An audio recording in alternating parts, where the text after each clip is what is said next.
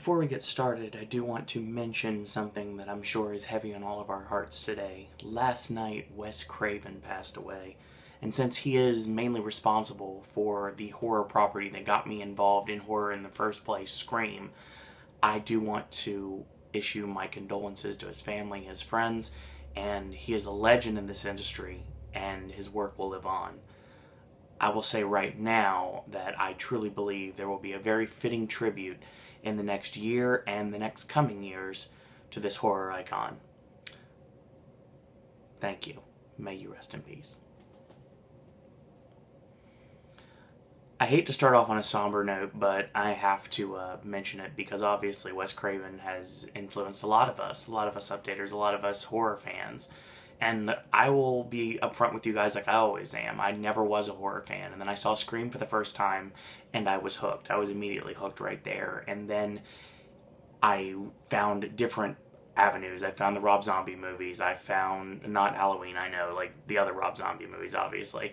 House of a Thousand Corpses and The Devil's Rejects, the early zombie films. And I got to see the Saw franchise, and I enjoyed all the Scream films, and I even went back and checked out Nightmare and Friday and Texas Chainsaw and all the various classics of horror that I had missed growing up. So I wanted to start this video out talking about Wes Craven real quick, and he will definitely be missed. I'm guaranteeing you right now that there will be a tribute to Wes Craven at Halloween Horror Nights 25, and definitely in Halloween Horror Nights in Hollywood as well. Like I said, Wes Craven has influenced a lot of us, and his legacy will live on. So we're going to backtrack a little bit. I'm going to backtrack back to 2012, which was my first year going to the event. And 2012 was the first time that an American Werewolf in London was on the table for Halloween Horror Nights. And it fell through, and it was replaced by Silent Hill. Now, granted, I only got to see 2 houses in 2012. That horror story is at the very first video on the Halloween Horror Nights playlist here on Pop, so you can find it rather easily. I will state right now that I'm glad that it got pushed, because if it didn't get pushed, then I never would have seen the magnificence that was an American Werewolf in London. We fast forward back to September 20th, 2013. My first real year of Halloween Horror Nights. I had everything. I had a Rush of Fear pass for the first time. I had Unmasking the Horror Tours. I was going to go multiple nights of the event. I was going to do it right. And I remember walking into an American Werewolf in London after just a week prior, AJ had showed me the movie for the first time, just so I can prepare for what I was going to see. And like I said, in the last several videos, which you're going to be able to find in the description bar below you, I was absolutely blown away by how much this was the movie. It's like you're literally walking into a living, breathing horror film, and you are the star, or you are the voyeur watching in on the kills that are happening. So it's a little voyeuristic when you think about Halloween Horror Nights, honestly, because not only are you the victim yourself, but you're watching the victims, and you can't do anything about it but just watch in terror and amazement as these things like unfold before your eyes. These evil, macabre imagery just unfold before your eyes, and there's nothing you can do but just sit there and watch. It's kind of interesting if you really think it that way. It's the same way for all of the haunts when you really think about it, honestly, whether it's Halloween Horror Nights, whether it's Halloween Scream, whether it's Shell or Grave, whether it is just something crazy like McCamey Manor. Like, I'm not saying that's crazy, but I mean, I know a lot of people are like saying that's way too extreme. Blackout, McCamey Manor, stuff like that. House of Shock, things that, and the Netherworld, all things that a lot of people really dig, and some people like no, that's too much for me. But it's good because haunts basically have something for everyone. If you are a little scaredy cat, there's haunts for you. If you're hardcore, then there's haunts for you. If you want to be thrown around, there's haunts for you. So if it is available, it's there. So obviously, I want to mention that real quick.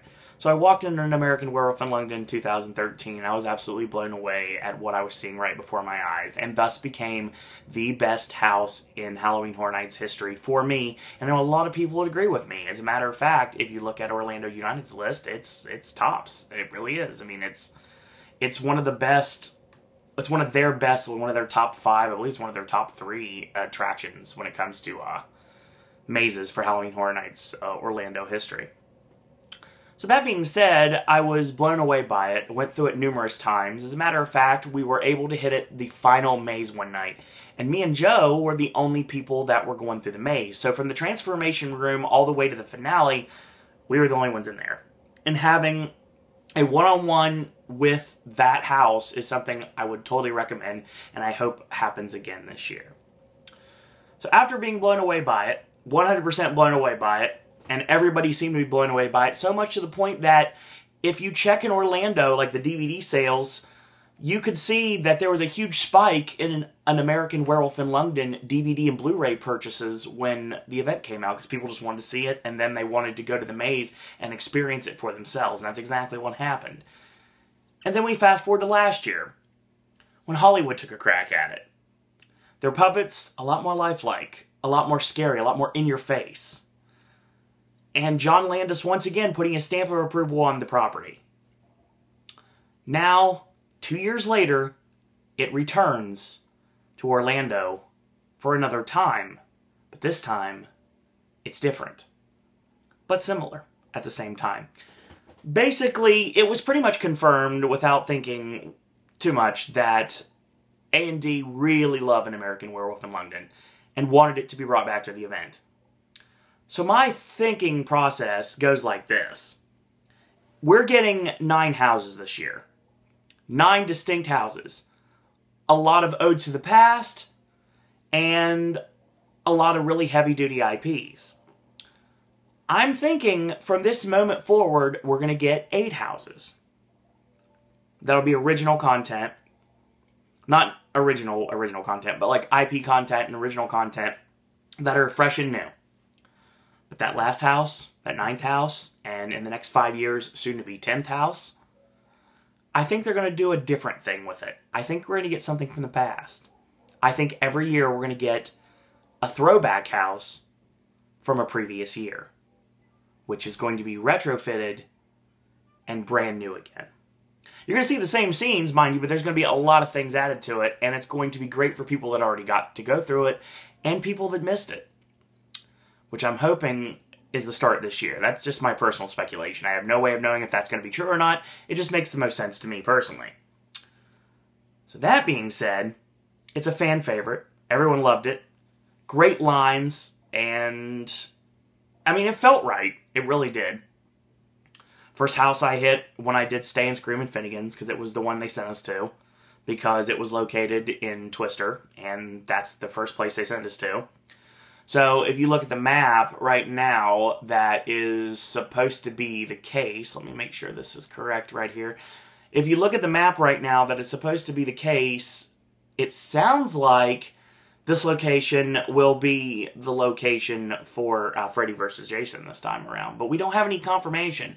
We won't have any confirmation until after preview night.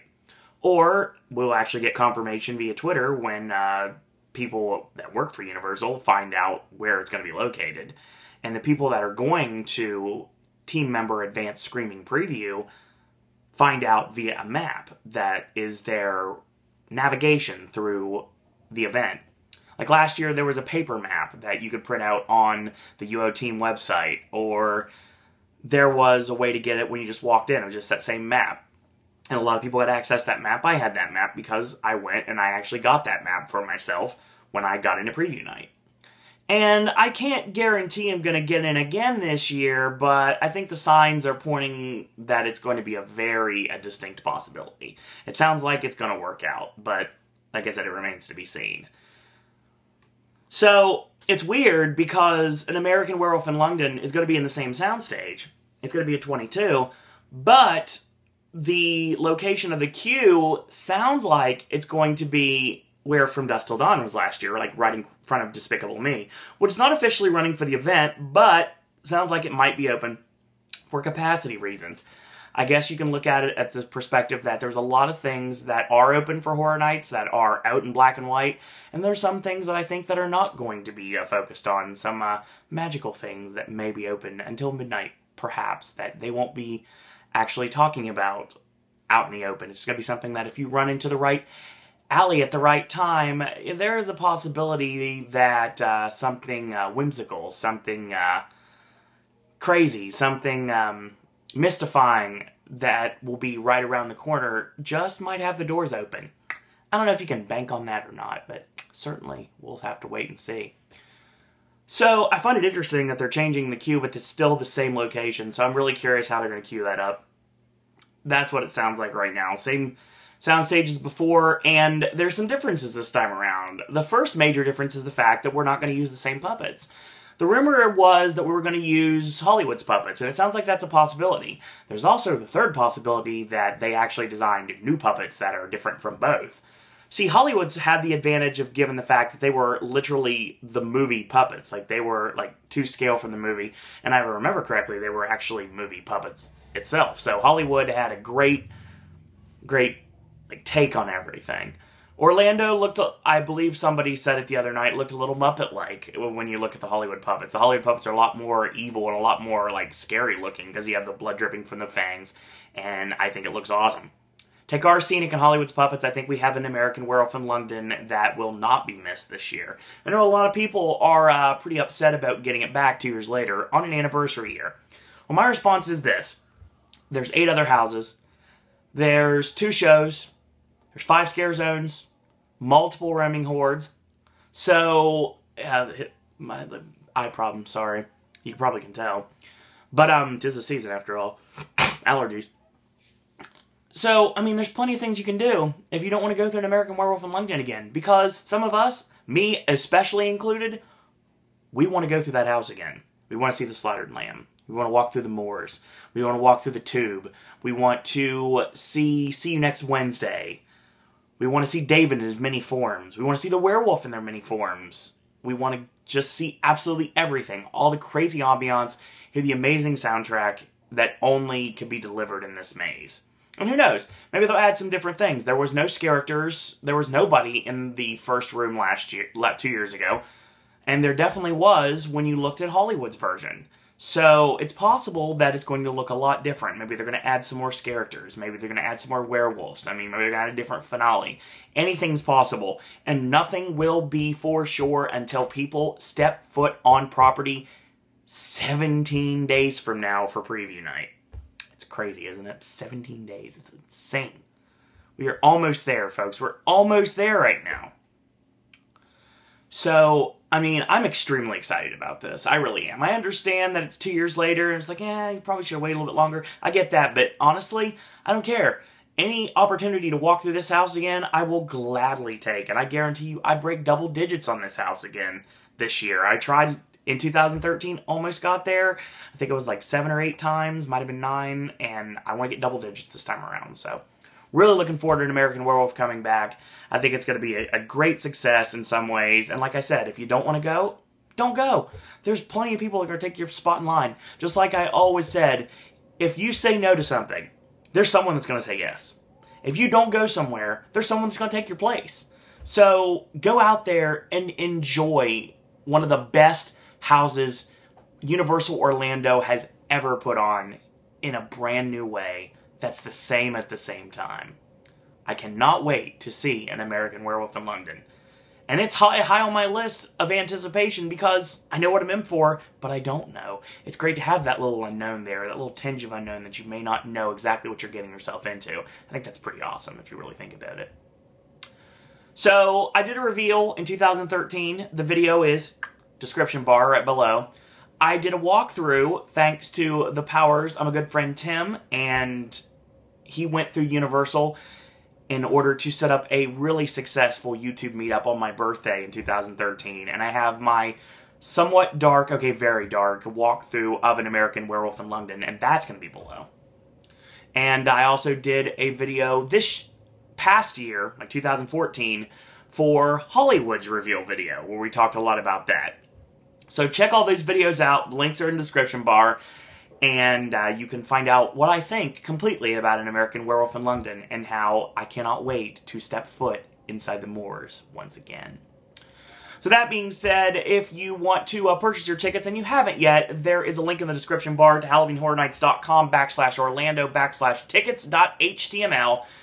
and you can purchase your tickets. If you want to purchase the Halloween Horror Nights dining plan, there is a link in the description bar for the dining plan, and there is a link for the special annual Passholder event night RSVP, which is officially live now, and you can set up yourself and a guest for one of the four, or multiple of the four, or in my case, all four, of the annual Passholder event nights, which are the 18th, the 19th, the 25th, and the 26th, the first 2 Fridays and Saturdays of the event.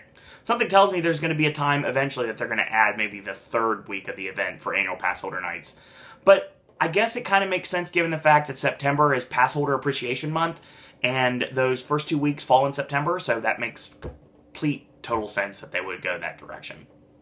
So really looking forward to annual Passholder Nights. That's going to be incredible. We're going to be able to hit The Walking Dead, The Living and the Dead, and The Purge at 5:30, and Insidious at 5:45. So it's only 5:30 to 6:30, and be in line for the first 7:15-ish showing of Bill and Ted's Excellent Halloween Adventure.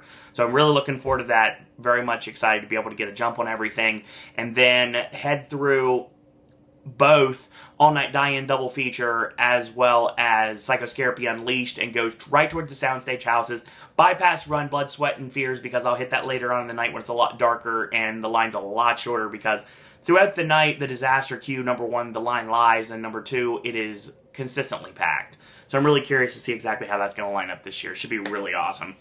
Follow Halloween Horror Nights on Snapchat. It's HHN Orlando, and you can follow them on Twitter. It's Halloween Horror Nights ORL. And while you're at it, while you're in the Halloween Horror Nights mood, obviously we all are at this point, check out my good friend Christopher Ripley's official, unofficial story and guide to Halloween Horror Nights. It's Halloween Horror Nights Halloween Horror Nights, the unofficial story and guide 2015. That's located at the Amazon link at the bottom of your screen if you want to buy a copy for your Kindle or buy a paperback copy.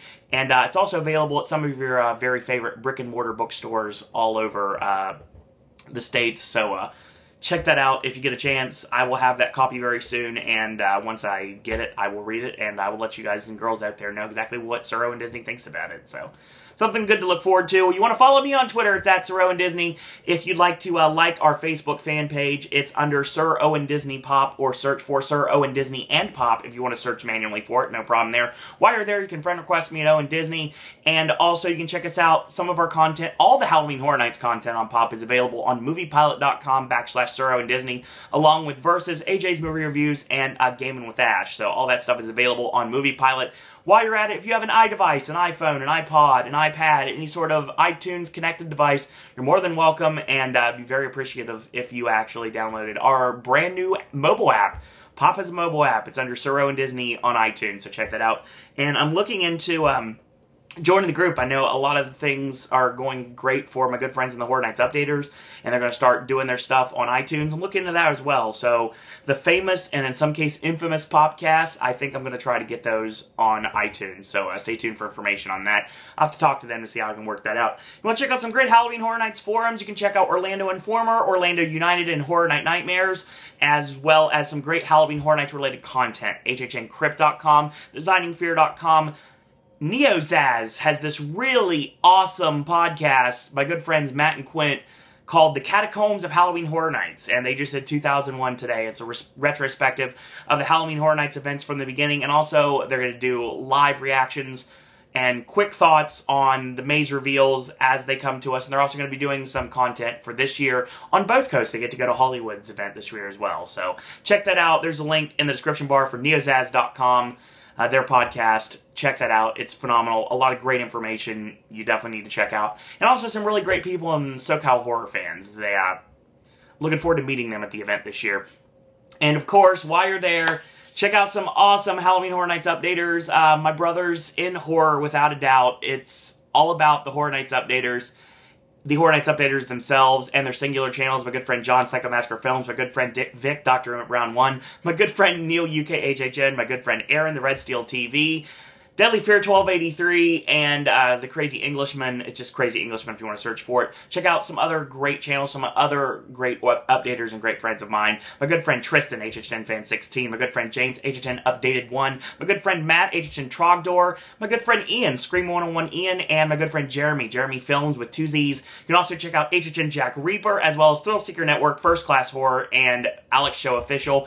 And while you're on YouTube, I'm sure if you're watching this video, you don't need to know about the people I'm talking about, because you already do, because they are tops when it comes to vlogging. That are my good friends Tim and Jen from the Tim Tracker on YouTube, and also Kyle, Mary from View from the Cheap Seats. I did mention Jesse, sorry. Kyle, Mary, and Jesse from View from the Cheap Seats. My good friend Liz, Disco Lizita, the great incomparable Dr. Jimmy at Documo, and my friend Mark, the man of the Mall of Vest. So all those links here in the bottom of the description bar. And that's going to be your video for today. And very soon, I will be doing a couple videos. One, I'm going to talk about the original content, both scare zones and houses for Halloween Horror Nights 25. And yes, I do have a video I have to shoot. I have to decrypt a couple statements that I made a long time ago. So that's coming in the near future, and probably within the next couple weeks, without a doubt. Brand new podcast coming up in the near future. If you didn't check out the nearly 6-hour podcast, it is located in the videos box here, and you can check that out. Phenomenal night. Crazy insanity, hilarious. Watch that if you get a chance to. Put it on as background noise, but there's some really great stuff that you can check out visual-wise as well. So, we will be talking about our 2 Halloween Horror Nights meetups Pop's going to be doing, along with some of the best updaters on the East and West Coast. That's going to be coming up on October 1st and October 4th. So all that information will be shot out to you guys via Twitter, and I will do a podcast on it somewhere down the line with a lot of the people you will be talking to and meeting at that event. So that being said, I want to thank you guys and girls out there for watching. And until tomorrow, boys and girls, that's all I got to say about that.